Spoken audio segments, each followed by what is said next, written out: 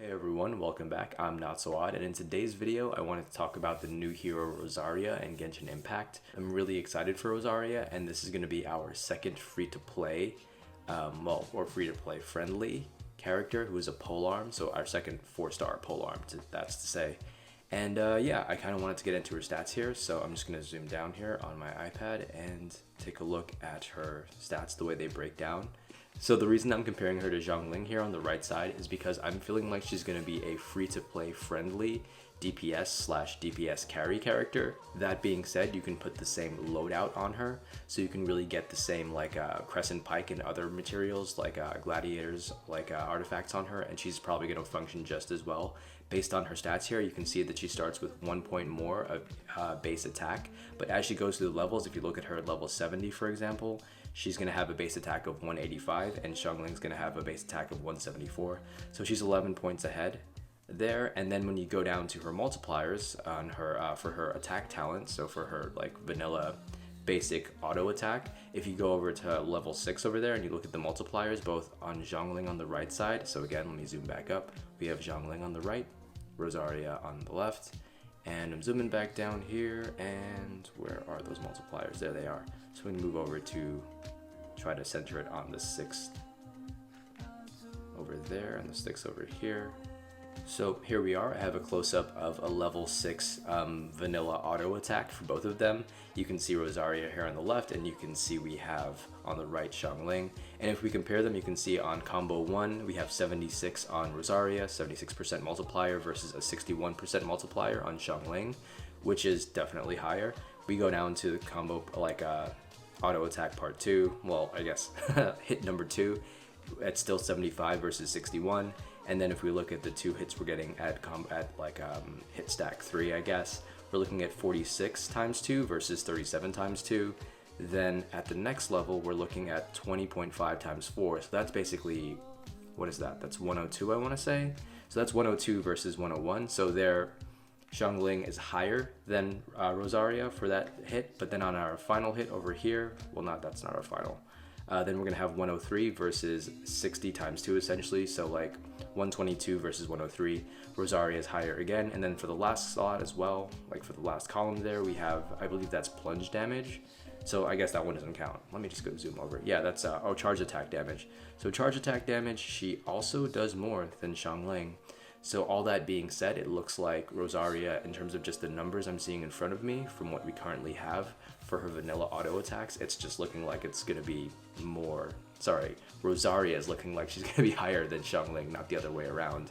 All of these higher numbers for Rosaria point to the fact that she could be the new Xiangling in terms of a free-to-play carry DPS character, where you can just load her out again with Crescent Pike and all the gladiators artifacts, and she can probably carry just as well, if not better, which is good. It's like a slightly power crept Xiangling, but under a different element, so it's not like she's completely eclipsing that previous character. And for those of you who are like me, who have been playing Xiangling since the beginning, and you've been using her as your main DPS because you don't really have any really built up 5 stars, I think this could be a really great opportunity to build a new character who you could potentially use as a new DPS character, or, well, I guess carry by definition, as your main carry.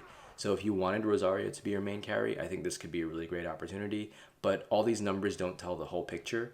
Like, Rosaria can come out and these numbers could get nerfed, or on the other hand, Rosaria can come out, these numbers can remain the same, and then her auto attack speed can be slower than Xiangling's, meaning that if Xiangling's attacking faster, she's obviously getting more DPS than Rosaria would be, even with like lower multipliers. If she's doing these lower multipliers faster, then obviously she's putting out more damage. So it's really hard to tell at a moment's glance from all the information we have, but based on just numbers, just what I'm looking at here, I'm thinking that Rosaria is going to be better than Xiangling in terms of just like a general DPS or general damage function. Outside of that, it's kind of hard to tell here. Like, I can see that Rosaria's first constellation, let me roll down here, it's actually going to let her gain attack speed. So that's pretty amazing. But then I wonder, like, are they giving her more attack speed because they really gimped her attack speed to begin with? Did she have like really slow animation times? Is that why they're kind of like, let's give her a little more attack speed? So is it to fix something that they probably had nerfed, or is it to just make her even better than she already is, and she already starts off as better than Xiangling? Either way, like, there's no testing that I can really do on this, so I'm just gonna hope here that Rosaria is going to be our new carry for free-to-play players. Obviously, if you're a free-to-play and you have like a C0 5-star, like, that could be just as amazing, but I think it's great that you have an opportunity to build a C6 character, even if they are a 4-star. So I think it's more realistic as someone who's not putting money into this game to take a second and look at Rosaria and say, hey, can I get multiple constellations on this character? And you probably can, with putting in 0 money. So I think she's going to be worth it. I'm really saving a lot of my Primo gems. I'm almost at 10,000 at this point in time, so I'm really hoping that this is going to be the answer for me. Like, this is going to be my next carry for the next couple months, hopefully. And let me also pull up Kaeya over here while I'm at it, because we have Rosaria, and let's go back.